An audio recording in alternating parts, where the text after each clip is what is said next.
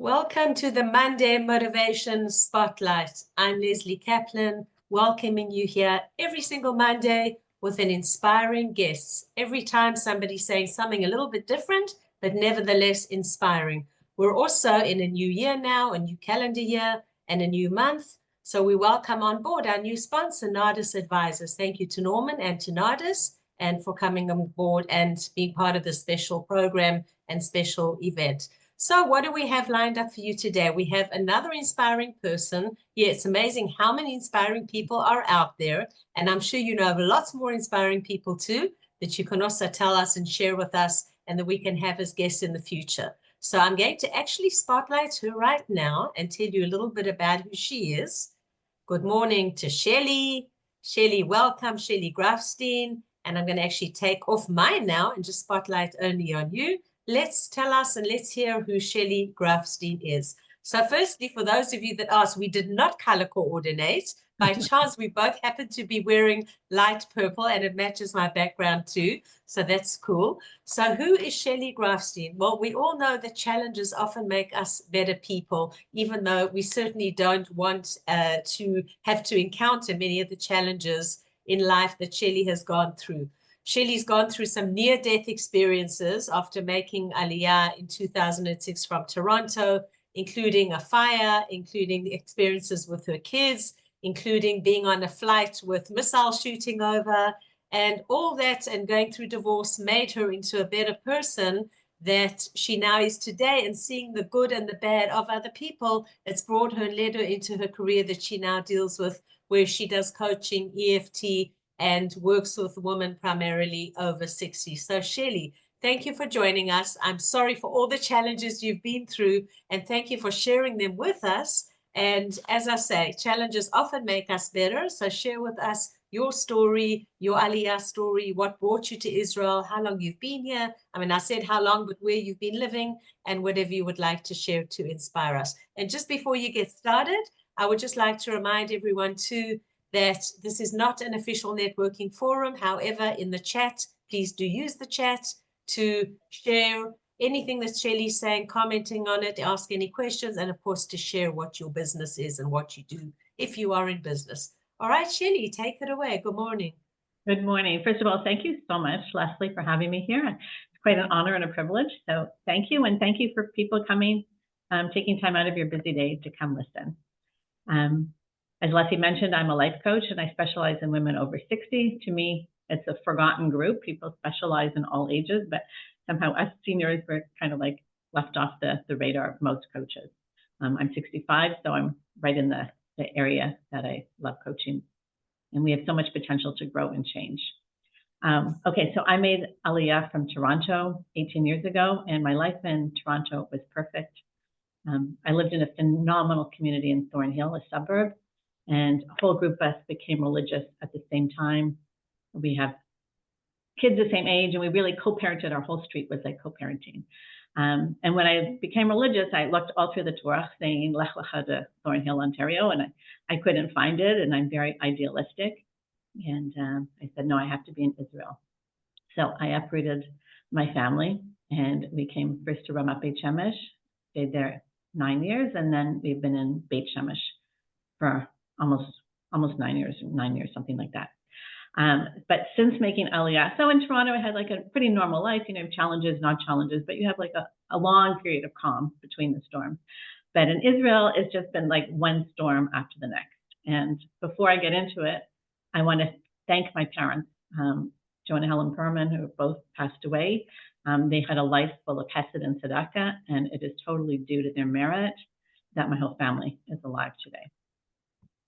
So I want to tell you what I'm not talking about today. Okay, so I'm not talking about 2 years after aliyah. I made aliyah, sorry, with my 5 kids and my husband, but we're not going to talk about him because I'm happily divorced. Okay, so 2 years after we made aliyah, my eldest daughter, who was then 16, one Shabbos morning, she couldn't move her arm. To make a very long story short, she was diagnosed that Shabbat with a 14-centimeter blood clot from her arm to her heart. For reference, the average blood clot is 5 millimeters, and it occurs in people over 60 and mostly in their legs. From symptom diagnosis, and surgery, it was 3 days. Everything happened like whirlwinds. A misdiagnosis and a proper diagnosis, and going straight from the doctor's office to the hospital. It was really crazy. So I'm not going to really talk about that story. I'm not going to talk about stepping on a Palestinian viper in my bare feet on a Shabbat evening outside my house. A Palestinian viper is the most poisonous snake in Israel, and the miracles that took place then. I'm not going to talk about the various dogs and cat attacks me and my 2 kids have had. I've had a series of rabies shots, and I was out of commission for almost a month. My son has been bit by 2 dogs, also attacked by 2 dogs. My daughter has been attacked by numerous and was on like 3 weeks, I think, of intravenous antibiotics. And so we're not going to talk about that. I'm not going to talk about becoming a cleaning lady right after I got divorced. If you knew my background, someone had described my background as, oh, Shellie, she's the one born with the golden spoon in her mouth. I came from a very, very privileged, beautiful, enriched background. And for me to become a cleaning lady and the events that took place for me to become a cleaning lady were, if I tell you, so not on my horizon in any nightmare or dream. But it happened to be an amazing experience and the miracles that took place then. And I'm not going to talk. And sorry, Shellie, just to interrupt you, you talk about that and you do mention it. You don't try to hide that, which I think is super important as well. You know, you do see that as part of your growth and your journey in life in being able to help other people. Some people would like want to do it on the shushu and not tell anybody. Yeah. It. Thank God, my parents really prepared me. My mother always said, you have to know how to do everything on your own because you just never know what life is going to throw at you. And kudos to her. And I'm also not going to talk, Lesley briefly mentioned it, my trip to America with my youngest daughter in the summertime. And we were supposed to fly home Air France from Atlanta to Paris and then Paris here because Air France was one of the only airlines flying. On the way to the airport, the flight was canceled. They rerouted us through Dubai and then to Israel. So we're right over the border of Iran and Turkey on an Emirates flight. When the pilot comes on, that 200 missiles are being shot. At my country, we're the only Israelis on the flight. Anyways, we got rerouted to Cairo and then to Dubai. And instead of being home with my kids who live in Toronto, in Israel, the 2 of us spent Rosh Hashanah in Dubai. And it actually was the most unbelievable experience. But I'm not really going to talk about that. You can ask me later. And I'm not going to talk about the 6 or 7 other insane experiences me and my family went through since making aliyah. But I am going to talk about a massive fire that took place. So we moved into the home I'm currently living in the summer of 2015, and our fire was 2016, right after Pesach. So when we first moved in, I'm going to go through all the miracles. I'm going to just mention the first miracle, and you can count the rest because I kind of wrote it out miracle to miracle to miracle. So we moved in, it's a 2-story home, kind of a handyman special.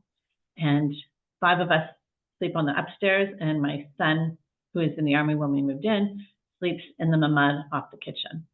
So my youngest son wanted to look out the window. We look over Churchland and it's a beautiful view. And we have sorghum. I think everybody here knows what sorghum are. They're the bars on the windows. And it had a padlock. And the people before us had left a little cup downstairs with a bunch of keys. Some of them worked, some of them didn't. We sifted through, we found the key, we opened the sorghum, and we took a bunch of pictures of this beautiful view. Okay, that was the first miracle. None of us paid any attention. So 9 months later, it's right after Pesach. The Thursday after Pesach, I had baked my challah with a key in it. And my son in the army was home for the weekend and he went out with friends. My middle daughter was in Jerusalem. And I was home with my 3 kids, 2 dogs, a cat, and 2 dogs that I was babysitting for Pesach, whose owners hadn't picked them up yet. Okay, so we all go to bed, 4:30. Oh, and I had bought a smoke detector a few months before because there was a huge tragedy in New York. And I thought, can't have fires in stone homes in Israel, but for 50 shekels, it's a good investment. So I had put my smoke detector, I didn't even hang it up properly, it was on a bookshelf, and I go to bed. So 4:15 in the morning, I wake up to this sound, didn't know what it was, looked at my 4 dogs that were all on my bed. They're all passed out, they didn't move. okay, must have dreamt something. I shut my eyes to go back to sleep, and then I hear the smoke alarm. Again, the dogs who bark all the time are saying nothing. My kids aren't saying anything, and I leave my room just to investigate. I open the door, smoke. Okay, so I start screaming, kids, wake up, everybody get up, there's a fire in the house. Totally not normal for them to jump out of bed. They jump out of bed. In those 2 seconds, we couldn't see anything. The electricity was cut, but we couldn't, literally it was like darkness. You can see after the fire, our handprints trying to find the staircase to get out of the house. Thank God we couldn't find the staircase because the firemen told us that we never would have made it out of the house alive if we had gone down the staircase. So we literally inched our way into my bedroom, shut the door. It's pitch black. And my daughter brought her phone and she called the fire department. And I miraculously call my neighbors across the street. And you don't know how much chutzpah it took, because I'm not a chutzpah person at all. I'm an introvert. To call them at 4:17 in the morning to say, our house is on fire. This is in my horrible Hebrew. My house is on fire. Please come save us. So he and his wife come running over. I didn't mention he had his home phone on vibrate. His son had been was very sick at the time, who unfortunately passed away. He had told his wife, I don't want to be disturbed at all. He woke up from the vibration, answered his phone, and they came running over. So his wife, her brother had been is a fireman in New Jersey or New York, and she had learned a lot about fires from him. And so she yells out to us, open your window. And I said, I can't open my window. It's a gas fire. We're going to get blown up. She said, the only way to survive, open your window. So we opened my window, and she said, can you open the sorghum? And I looked at the lock on my sorghum, and I had never put the lock in the lock, okay? I had not closed it properly. So we take the lock off, I touch the sorghum, and they open wide. So she says, okay, take the seat off your bed and tie it to the sorghum so you can use it as an escape rope. So earlier in that week, we had a beautiful weather, and I had taken my duvet and I put on a top sheet, which aren't even available in Israel. I brought them from Canada, and I tied my top, well, my daughter actually did it, the top sheet to the bottom sheet. So we had a really nice long rope. So the drop to the bottom was, we only had to have like a 5-foot drop, free fall. So this part isn't a miracle, but my kids were literally fighting. Who would think what they're fighting about as we're trying to escape an inferno? You go first. Jamie, you're seeing somebody. No, you go first. Batzela, it's your bar mitzvah soon. No, you go first. You're in college. You go first. So I said, okay, we have to get out of here. Youngest to oldest. And then we helped the other kids get up through the window. And then my daughter turns to me and she says, Mommy, you go out first. Keep it up. You have to go out. I said, I'm not going out. It's another fight. So like literally, I'm pushing her out the window. Now, sorry, I have to back up a second. As my daughter is calling the fire department and we're calling Itzik, he comes over and I call my son, Akiva, who's in Jerusalem, telling him, don't come home, stay at friend's house, our house is on fire. And his phone goes dead. It says that this number is no longer in service, okay?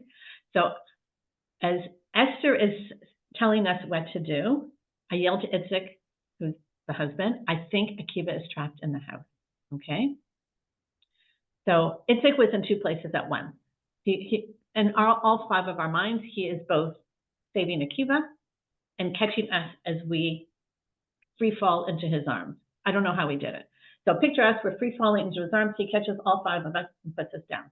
At the same time, he gets the code for our house. We have a keypad, thank God. And our house is always bolted. We use the keypad, and when we go in, we bolt it. The last one in bolts it. So Itzik is at the front door. Akiva tells the story from his point of view. He got home at about 3:45 in the morning. He goes into the mamad, and he locks the mamad door. And he gets out of bed and says, he just thought, Mommy is going to kill me if I lock the door. So he gets out of the mamad and unlocks the door. It's a key from the outside, but a bolt on the inside. Okay, then Akiva has some sort of a recollection of waking up, can't breathe, smelling smoke. He literally can't breathe. He was unconscious. And he gets out of bed and he's like inching his way on the floor towards the bathroom, which is right outside. So he sees a sheet at the front door. He had been in search and rescue many years ago in the Army. So he looked for something to put around his face. He puts the sheet around his face, and he's yelling in and out of this inferno, trying to stay outside as much as he can. Akiva, Akiva, I see you. I can hear you. Everything's going to be okay.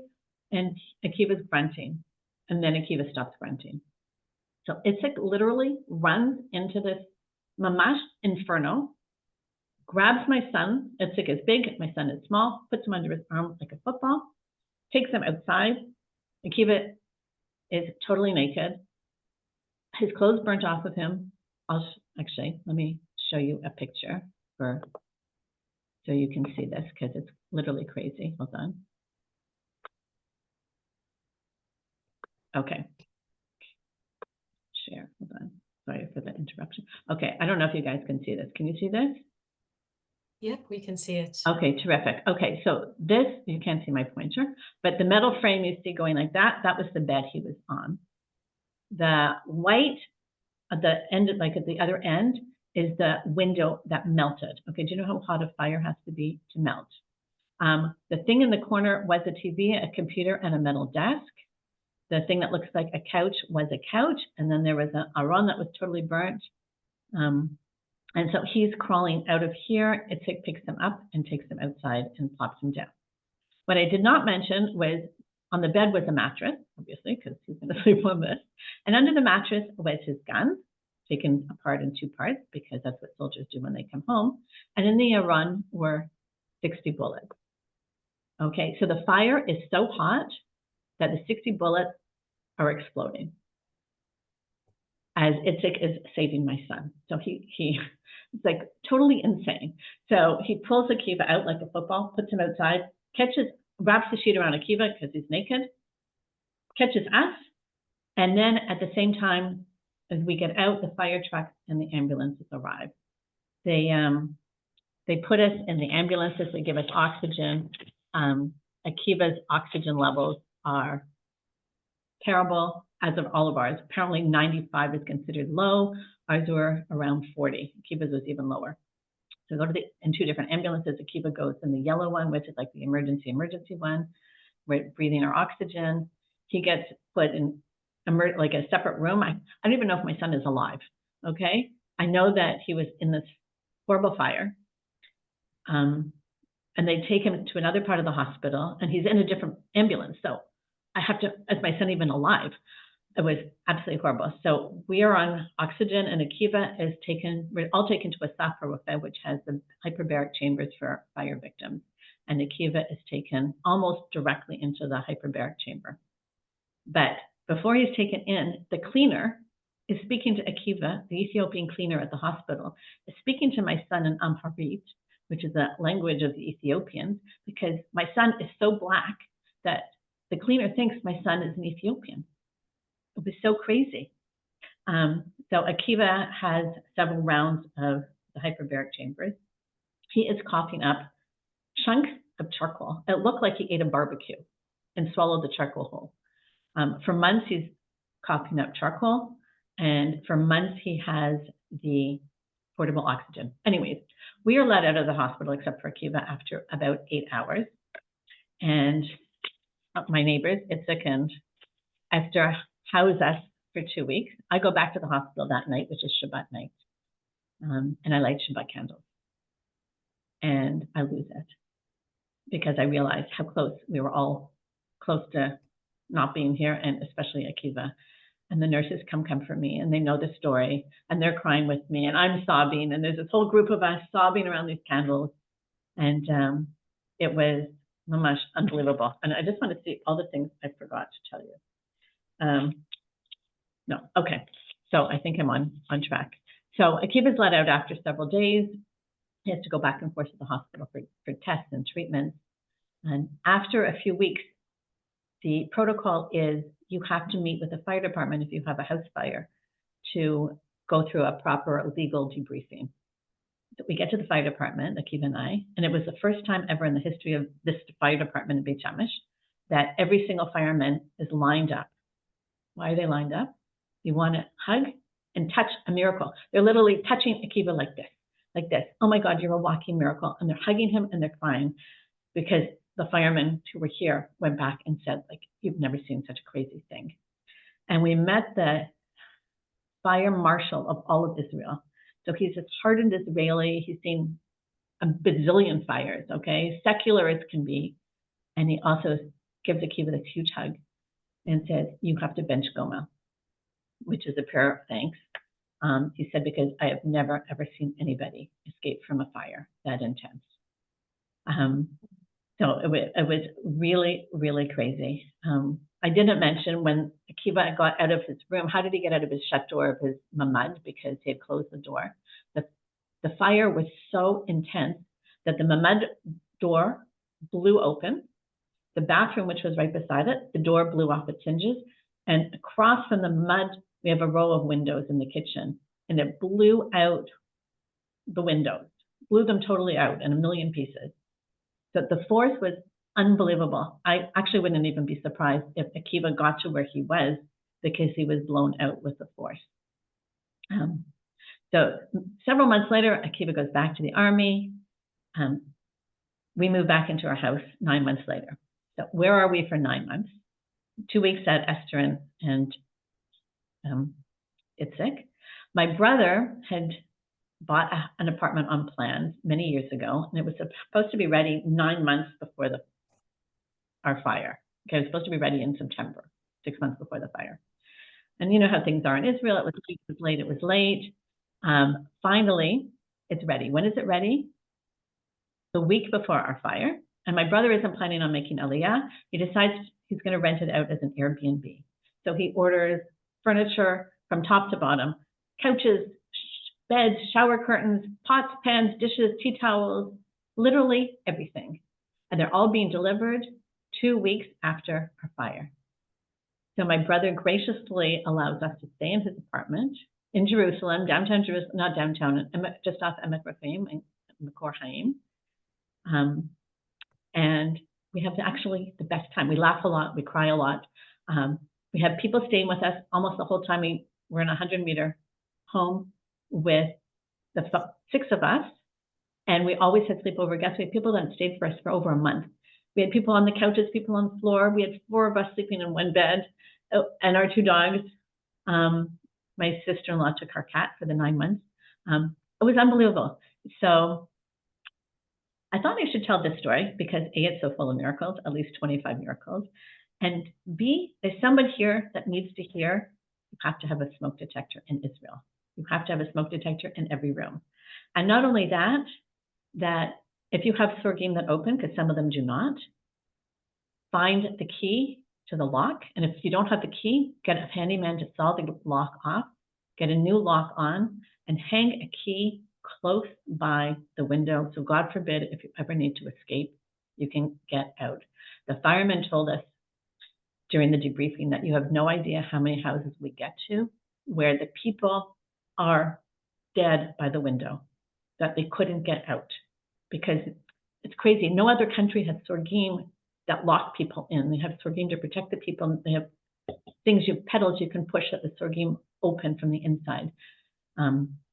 I tried to investigate bringing sorgim like that into Israel, but I was told that people aren't going to change for hundreds of years, the Israeli mentality. But it's extremely dangerous. Make sure you have keys. And that's my biggest miracle is we're all here. We're all alive. We're all healthy. Akiva's healthy. We're all, I don't know. It was really mamash. You have to believe in miracles when you live in Israel. David Ben Gurion said, if you don't believe in miracles in Israel, you're not a realist. And that's my story. So I'm open to any questions. We have 5 minutes for questions. So Shellie, tell us firstly, just the people we can maybe learn from this, what actually caused the fire? You know, that could help with the precaution as well. Oh, yes, that would be really interesting to know. But when the forensic police department or the forensic department of the police came to see what caused it, because they like to know so they can sue the people, like the insurance actually sends it because they want to sue if it's an appliance or whatever. But there was nothing left of his room to figure out the cause of the fire. Wow, so that's unusual. Okay. Wow. Yeah. So firstly, totally full of miracles, and Baruch Hashem, you were all saved, and thanks to to many, many things, as you said, and miracles. Tell us moving forward now, you know, your experiences and challenges. And as we said earlier, we don't want these challenges, but yet they make us stronger people. Tell us a little bit about your work moving forward, life in Israel, you know, this wonderful country where we have many challenges, but yet we wouldn't want to be anywhere else. I would not want to be anywhere else. So I think because we saw God so many times in our life here, so many times, totally, as my friend would say, sitting on your shoulder, that, you know, the war, everything that's going on, just cements even God has a plan. We don't know what the plan is. We don't have to know what it is, but we have to know that there is a plan. And it's helped us get, not that I didn't cry my eyes out every day of the war for the first year and probably every other day since.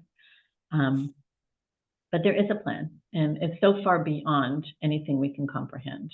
And we just have to believe that these miracles we call miracles is really God just showing his hand, you know, the sleight of hand here and there where we get to see the glimmers. And it doesn't have to unfold the way we want. I mean, I came to Israel, as I mentioned, my life was really paradise in Toronto, and I was really expecting that paradise to continue. And it hasn't. And you know what? And strange to say, but there is a paradise here, which sounds a bit controversial and contradictory, but we have paradise compared with challenges. But as I tell Olim too, you had your challenges in your old country too. So, you know, you may have felt that you had it less, but you were at a different stage of your life as well. Your kids were younger. So it's not really comparing apples to apples. It's not, but what my kids have gone through in their short years is a bazillion times more. But all these challenges, I was going to say, I wouldn't want to live anywhere else, because you feel this connection to the people. You feel this connection to God. You feel that you are part of history. You're doing something every breath, every breath you take, every move you make, to quote the police. You're actually contributing to Klal Yisrael, the Geula. Like, it's really unbelievable. And it made me a much stronger person, much more empathetic. You know, when women come to me, no matter what they come to me for, I've gone through some part of something so similar, whether it's a crazy divorce or a crazy thing with their ex-spouse or a crazy thing with their kids, or I've done it. I've been there more or less, you know, and I really can have tremendous empathy, and I can really, really help guide them to bring out their kocha, because really you don't know what you're capable of. If you would have told me when I made aliyah, if I was capable of doing any of this, I would have said, you're crazy. No way. I don't have the skills. And, you know, the Abraham with the 10 tests, I think everybody gets tested here. Maybe not as strong. Right, but absolutely. You know, and I think wherever we live, we get tested. Life is not easy, but it's also not only how we react, but yes, how we react to. You know, we can be proactive or reactive, and how we handle it. And also the fact that, you know, as you said now, I mean, you've grown from it, your challenges, yes, they are certainly not challenges that we would want in our lives. They've made you a stronger person. It's built your career in terms of moving forward and being able to help other people. And of course, you creating awareness, like you said now, you know, about us getting smoke detectors, getting things checked. And these are the kind of stories that often wake up calls for us and that help other people moving along. Wow, Shellie, I certainly had goosebumps listening to your story. So thank you so much for sharing it with us, you know, being verbal, going out there. There's going to be a recording of this as well, so people are going to hear it. Thank you so much for sharing it. And Baruch Hashem, miraculously, your family was saved. And hopefully through your wisdom and sharing with other people, you can also save people along the way. Any final sentence that you want to give? Just a one-sentence sum up? Yeah, I want to say that no matter what happens, it can be the best, it can be the worst. It's all how you frame it. It's totally what you want to do with the information that you have. Right, totally. I fully agree. Looking backwards, they were all unbelievably incredible experiences in hindsight. And I wouldn't want to trade any of them. Absolutely. So how can people connect with you if they want to on social media? Do you want to give an email address? Yeah, I'll put my email address here. Actually, just stay it up here. It's probably easier. Or just say you're on social media under Shellie Berman Grafstein, Shellie right? Berman Grafstein, and I will put my email. I don't know why it went capital. Sorry about that. Okay, you're writing it in the chat for whoever, but I'd like you to say it out aloud too, that if anyone watching the recording who doesn't see fine, yes. My last name, it's here. Grafstein Shellie, Shellie, @gmail.com.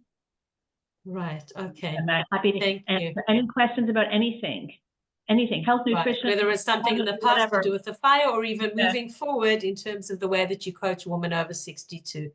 Wow, thank you so much, Shellie. I definitely had goosebumps from that story, and that we were on tenterhooks waiting to see what was going to happen next. So as I say, miracles, Baruch Hashem, and there are many miracles that we see in our daily lives today with our ongoing war and our soldiers and Bezrat Hashem, our chatufim, our hostages. So thank you. You've been listening to another edition of the Monday Motivation Spotlight, which was started because of the war, and we've seen many miracles, sadness too, but also miracles. So I'm Lesley Kaplan. Thank you for joining me. If you'd like to rewatch this, it'll be available on YouTube and on Spotify, and you're welcome to also watch other inspiring speakers, everyone with their own story on my channel. Just go to Lesley Kaplan channel or put in Monday Motivation Spotlight, and you're welcome to watch them. I'm Yisrael Chai. Thank you so much again to our sponsor, Nardis Advisors, and have a good day, a safe day. We should have a good week, and we look forward to seeing you next week on the Monday Motivation Spotlight. Bye-bye. Thank you again, Shellie. Thank you.